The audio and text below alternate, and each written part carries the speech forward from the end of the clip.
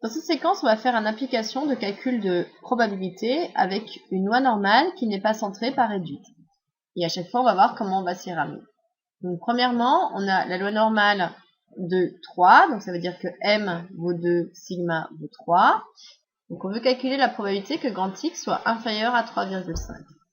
Donc, je rappelle que comme grand X, c'est la loi normale de 3, qui n'est pas la loi normale centrée réduite, on est obligé de poser le changement de variable t égale x moins m sur sigma, c'est-à-dire x moins 2 sur 3. Et donc ça, c'est équivalent à dire que x vaudra 3t plus 2. Donc ici, ça revient à calculer la probabilité que 3t plus 2 soit inférieur ou égal à 3,5.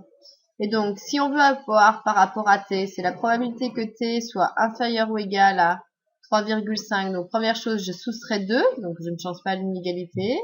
Et je divise tout le monde par 3, donc ça ne change toujours pas l'inégalité parce que c'est un nombre positif.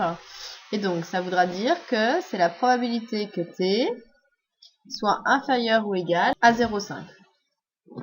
Maintenant, L, c'est la loi normale centrée réduite. Donc, par définition, ça, c'est exactement pi de 0,5. Donc, allez chercher dans votre table.